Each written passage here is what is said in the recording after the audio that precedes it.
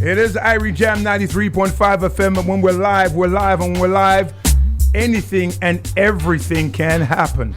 Right now, though, Chris. See if I can get Chris. Yeah. What up, Chris? What there? I hear that we got a real special guest. Yes.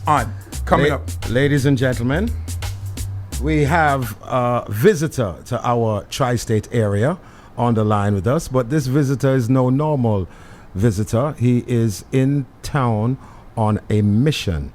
Ladies and gentlemen, we now have the distinguished honor to now welcome our Prime Minister of our lovely island, Jamaica. Good afternoon, Mr. Prime Minister. Good afternoon, DJ Chris. Yes, you have Dubmaster Chris and DJ Roy. DJ Roy and Dubmaster Chris. Yes, sir. Good afternoon, Prime Minister. Did I sound like a radio host a while ago? Well, we've been kind of following you on your Instagram page, and yeah, you've got that flavor.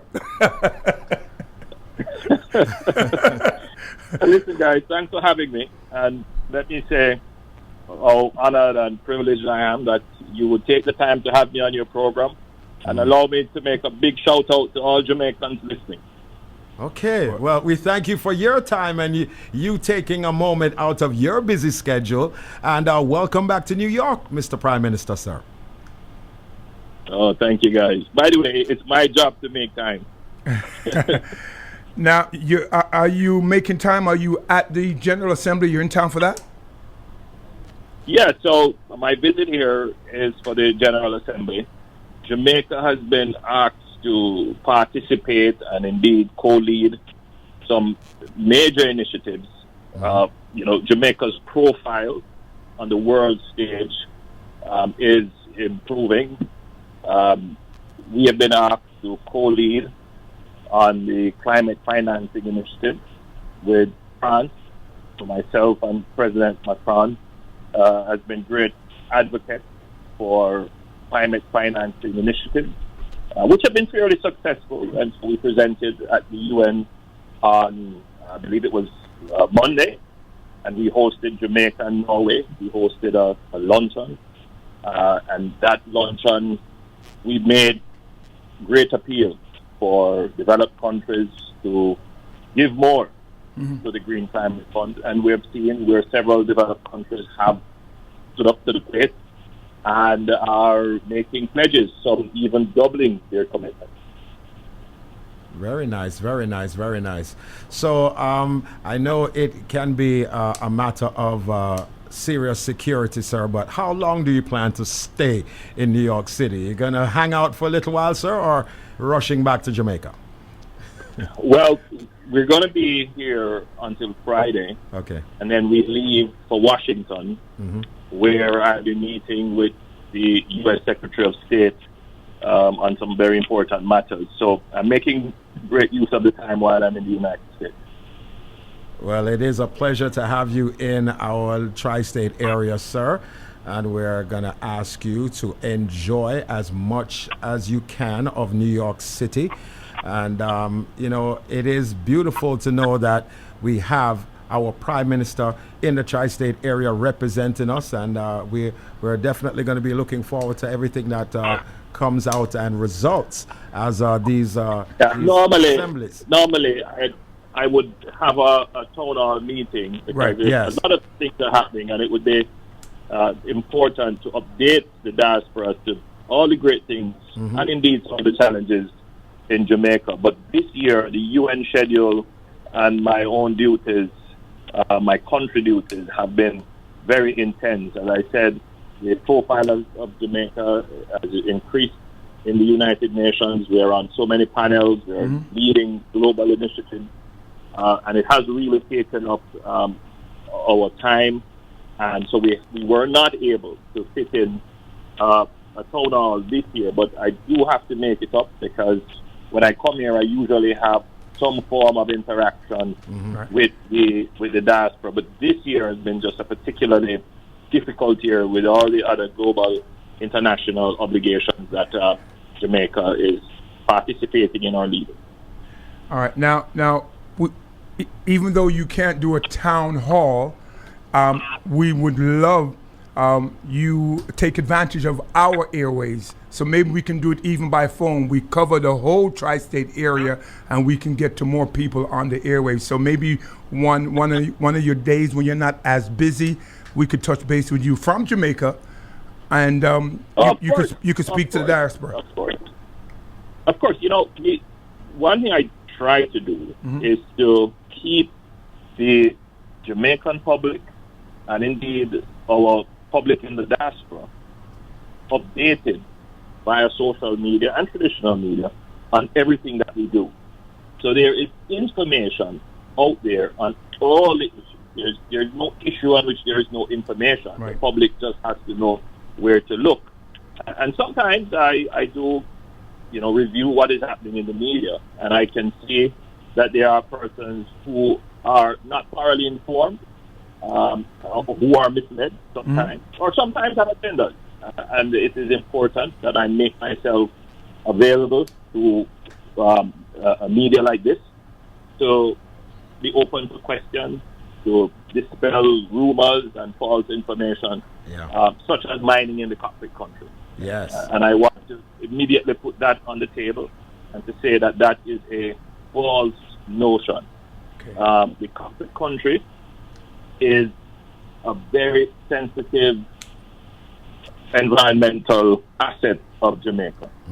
And for those people who are listening who may not know or understand what the cockpit country is, the cockpit country is a geological formation where you could compare it to an upturned eggshell, or it is what they call a geomorphological formation, which has lumps of deposits of limestone, and within those humps you have some areas have rich deposits of bauxite.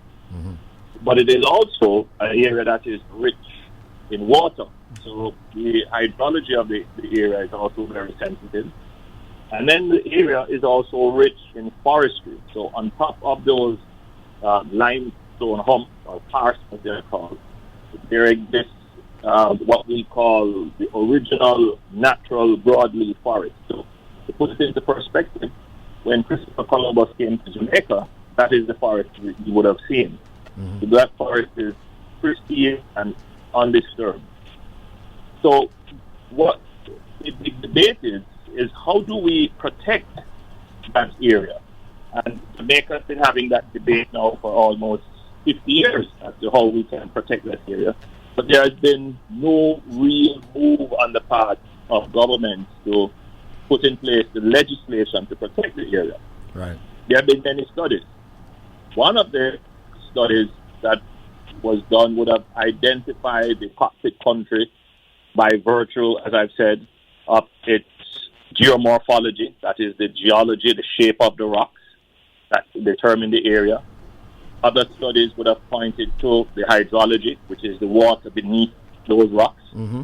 Other studies point to the ecosystems that are on top of those rocks, which would be your forests and indeed the animal life that is within the forest. Right. And then there are other considerations as well, because the cockpit country has historical and cultural value, because for those who know Jamaica's history very well, the Maroons hid in those areas, fought the British, and were able to defeat the British from those areas. The British conceded that they could not conquer those areas and would patrol around those areas, forming a ring road. And that ring road also forms a kind of cultural boundary of the cockpit area. So we've considered all of those issues, and the government came to the decision that we would demark approximately 75,000 hectares, which is probably going to be a little bit more when we actually draw the line, because we're now in a process called ground truthing, which is we're going on the ground and we're using satellites to geoposition markers to directly identify the area to be protected. We are in that process now. So this government has taken definitive steps to protect the hydrology, which is the water underground, the actual physical geomorphology, which is that special shape of limestone and all that is within it, and to protect the forest and the life that is in that forest, which is on top of that geomorphological formation. That protection will be enshrined in law, and that will be done as soon as we have completed the actual exercise of laying down the geopositioned markers. And that, as I've said, is in the process. Now, what is the issue of concern? Mm-hmm. Now, before we did all of this, which is to identify the area to be protected, there were issued certain licenses for exploration for mining. And by the way, these licenses for exploration were issued before I formed the government. In fact, they were issued in 2004. And I'm seeing that there are many persons, protesting, making comments who are not aware, who probably have not sought to get the information. Mm-hmm. Now, those areas where licenses were issued, a part of that area was included in what we have now defined as the cockpit country protected area.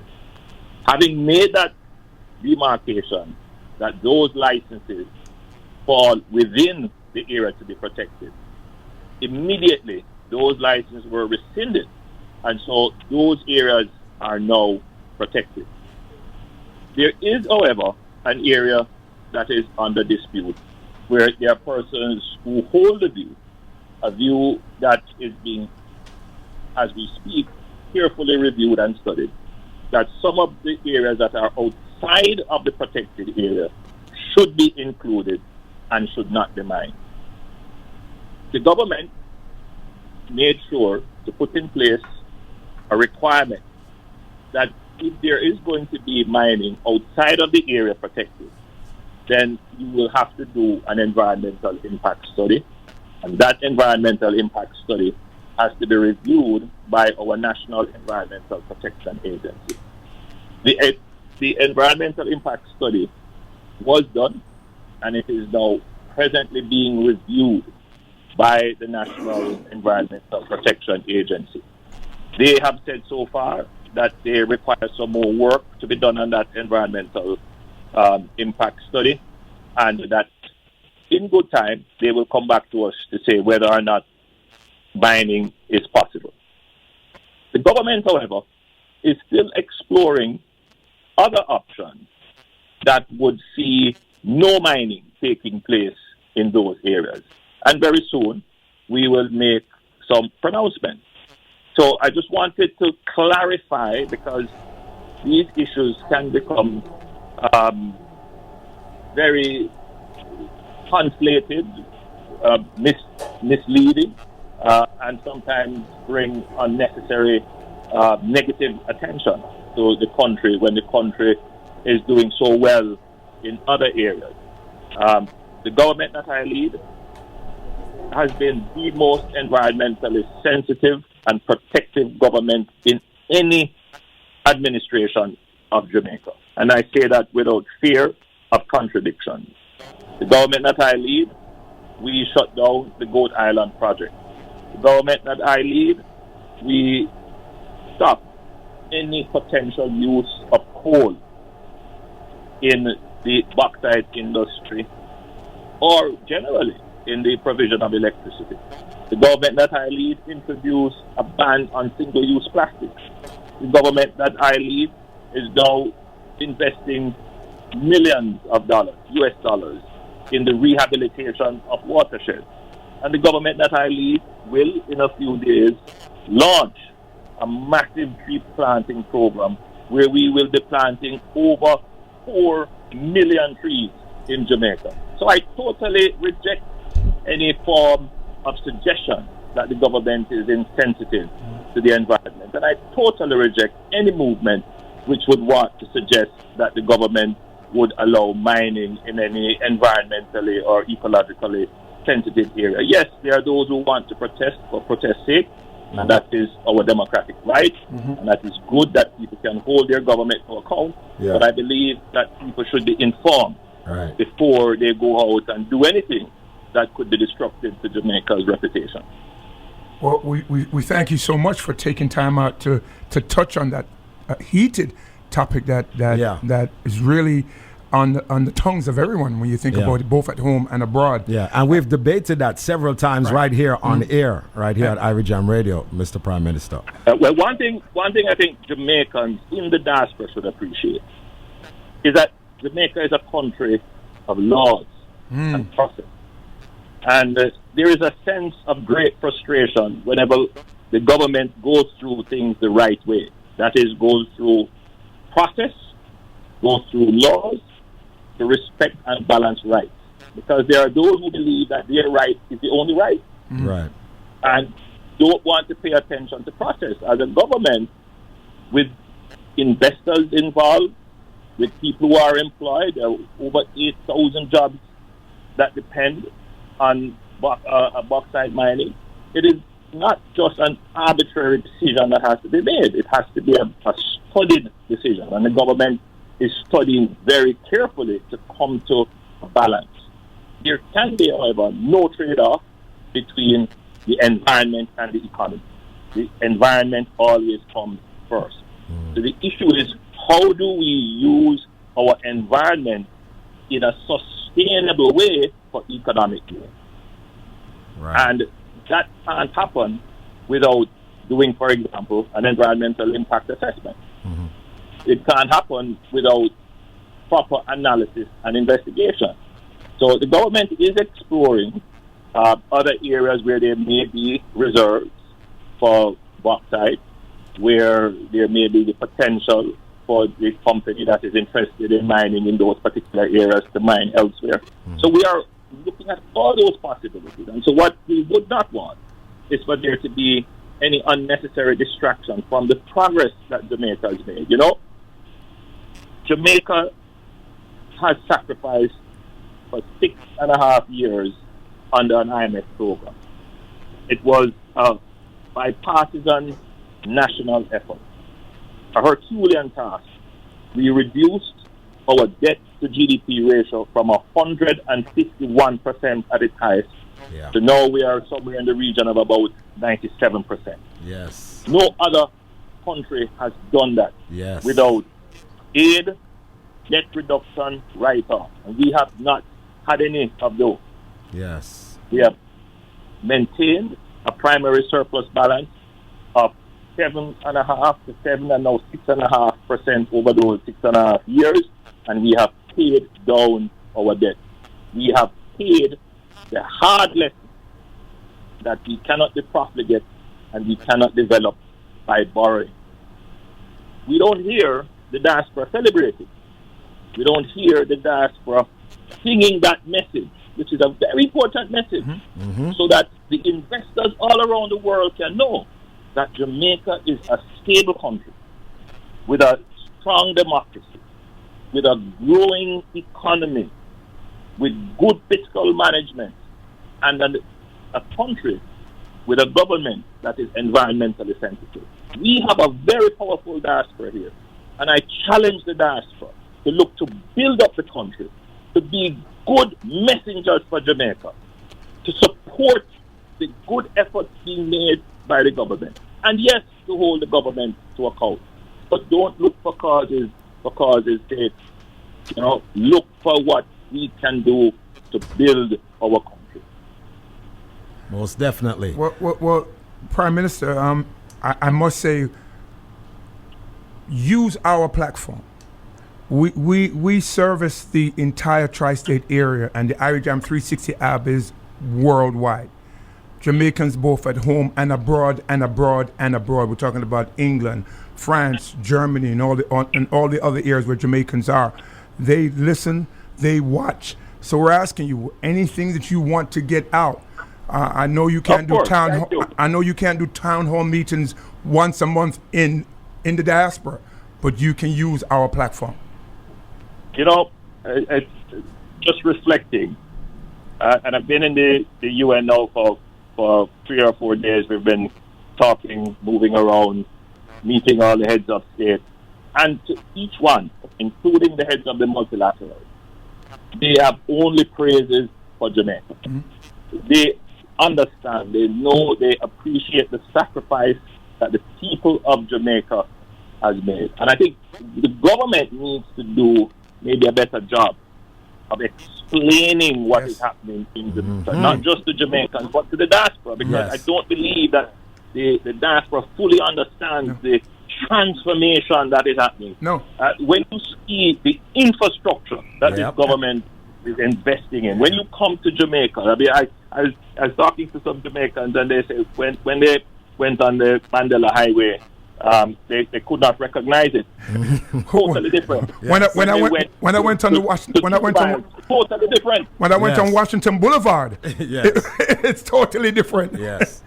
So we are investing heavily in infrastructure, and not just any kind of infrastructure. We're building infrastructure to last the country for the next 50 years and promote a new phase of economic and social development. Yes, there are still challenges, many challenges in Jamaica, but I think that it is now time that we as Jamaicans own our country, own our successes, and take a positive view of our country, that regardless of which political party is in power, that we don't try to tear down, but let's try to build up for one. Let us unite around the good agenda. Let us unite around the Jamaica agenda and promote Jamaica. It's one Jamaica for all of us. Most definitely. And to that we could say, Mr. Prime Minister, hallelujah, sir. You're absolutely right. And thank you. We didn't think... Thank you for allowing me to deliver my sermon.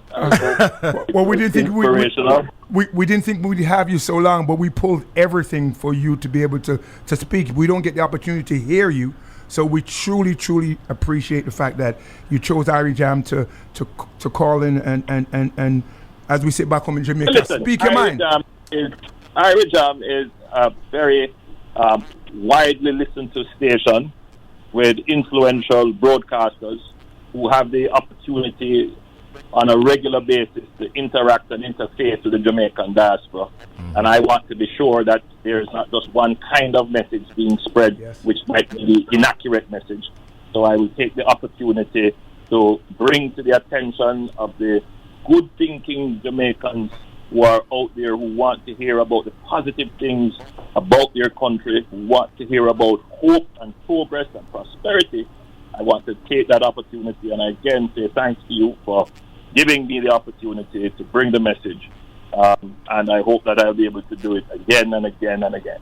Indeed. Well, we're hoping that we can have you back on air with us again and again and again, Mr. Prime Minister, and hopefully soon. And you know, there's so many subjects and topics that I know people are listening now and saying, burning issues. Master Chris DJ, right? Oh, come in and ask the Prime Minister this. Yes, burning issues. There's a time and a place, and we can't wait for the next time, and Irie Jam will be the place. Prime Minister, thank you so much. All right. Well, look, I will try to make myself available again in lieu of a town hall so that we can take some questions and further enlighten and bring clarity to issues that may be of concern or bother to our Jamaicans in the diaspora. God bless you until we talk again. One love. God bless you too, and enjoy your stay in New York City, Mr. Prime Minister, sir, and have a little bit of fun while you're here. Yeah. No, it's work. Well, I know all right, guys. All right, take care. I know the traffic in the city is crazy right now, Chris. So again, we got to say General Assembly. Yeah, it is crazy. Yeah. I worked at the UN for some 10 years, Master, and this is the worst time to go to work. I remember I worked at the UN before 9/11. Yeah. So can you imagine the security was ridiculous then? It's crazy now. Can you imagine the security that they have now? It's got to be ridiculous. But good to hear from the Prime Minister. Very much so. And the Honorable Andrew Holness. And I learned something too about the copy country that I didn't know, Master. Yeah. And it's good to hear the other side because we really are only hearing one side. The history of that area is absolutely amazing, and the fact that our Prime Minister is saying that he respects the history and is never going to put that in jeopardy, that's a beautiful thing. And of course, one of the burning questions you and I would have is obviously the entertainment factor, where the fact that the conversation now talking about the dances and the time that they're going to curfew these dances during the week and all of that. But ladies and gentlemen, I know they're saying don't master DJ, right? Oh, come in. Yeah. But again, everything will happen. And the man is a busy man, and the man spends some time with we. But what I would say is this, though, Master, because we've been having this discussion off air a lot. Yeah. Because we're music people. Yeah, of course. And we go to Jamaica, we're of course, and we live for that. But people keep crying that we need to do something. And when something is done, they still cry. Now, it might not be the perfect thing. Right. It might not be the thing that you want. Right. But at least something is being done. Right. Let's try to find a happy medium. I was saying to a caller the other day that I play in Connecticut. Yeah. I play in Virginia. Yeah. I play in Washington, D.C. 2 o'clock. And they're indoor events. Yeah. On a Saturday night. 2 o'clock. Indoor, Dubmaster. And then it's done 2 o'clock. And when it's done 2 o'clock, what is the next question you ask yourself? When am I going to know? When am I going to know? Yeah. So. But if it's the law, it's the law. If it's the law, it's the law. Yeah. I will say that maybe 12 o'clock might be a little harsh. Yeah, it is. But I don't think we should be partying at 5 a.m. during the week. But here's the thing, though. Outdoors. And here's the thing, Roy. Whether it's indoors or outdoors, he did make a statement. And he in his statement that he made a few weeks ago regarding this topic, he did say that they're thinking about having designated entertainment zones. And that makes sense to me. And that happens all over the world. Right. So Jamaicans just need to understand that. Like the red light district. Exactly. You're absolutely right. Red light district. Right. So if there is a designated entertainment zone, you cannot argue that, because at least the government is giving you an area that you can go enjoy yourself. So my next question would be like, Stone of HQ. Yeah. It is a landmark. Yes, it is. But it won't be in that designated We don't know that yet. It's a See, possibility. that's the thing. Because remember, remember, the area that Stone Love HQ is in, even though it's a residential area, it is also known as an entertainment zone because there are a lot of studios in that area. very same area. However, it is residential. So chances are they probably will say, well, Stone Love, no, we can't continue to allow your event to go that late. 2 o'clock is... Well, and that's what I'm saying. But conversation is going to have to happen. And then while that conversation is going on, maybe we can find a happy medium. But the conversation must take place. And something has to be done. Exactly. So it's not a bad thing that we're talking. No. It's not a bad thing. So some of the people who are getting a little too passionate, I think we need for us all calm down and just communicate more. And we will find, and I think our Prime Minister is thinking in the right way. I think he's thinking right frame of mind. To suggestions. Yes. One of the things he brought up, Chris, that I didn't know, that the laws for the cockpit country he has nothing to do with it. Right. It was done in 2004, he said. Right. They were given passes or whatever they needed so they can dig before he came into power. Right. And here's the thing too. It's about, I think, discovering what is actually there. And I think I can't knock that as long as they respect the environment enough to not go tear it up. But it is going to be a controversial topic. We know this. Let me say again, good afternoon to Mr. Erwin Clare, because this is definitely one of his causes that he's championing right now, the cockpit country. So it's going to be a conversation, ladies and gentlemen. But again, we thank our Prime Minister, the Honorable Mr. Andrew Holness. Yes, man. For, taking a little time out to address the Ivory Jam listeners. And I say, we love Jamaica and we're not sell out. Listen to Chris. Never ever. Chris, love Jamaica. How many times have you been to Jamaica since you started? You can't even count. Okay, about 3-4 times. And that's why I tell people that, tell me that you love Jamaica and you're here and just hearing the news and not going to see for yourself. Yeah. Fire. Go see for yourself. Fire. Shit, man, I'm burning out. Me now go back. Go see for yourself.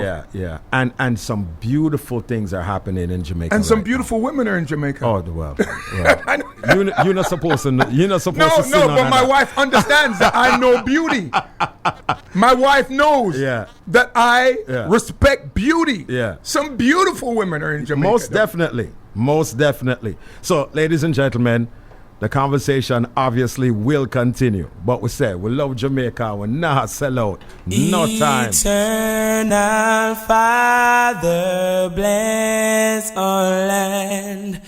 Guide us with thy mighty hand. Keep us free from evil powers. Be our lights through countless hours.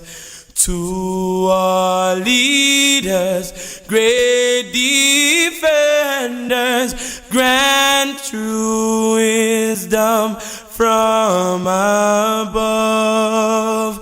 Justice, truth be ours forever. Jamaica land we love.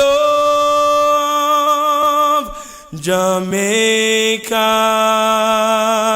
Jamaica, Jamaica land we love. Teach us true respect for all. Stern response to duty's call. Strengthen us, the weak to cherish. Give us vision lest we perish. Knowledge send us, Heavenly Father.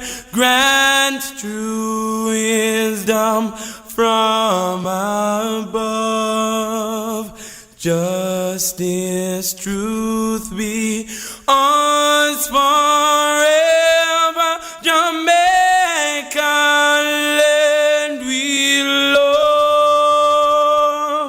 Jamaica.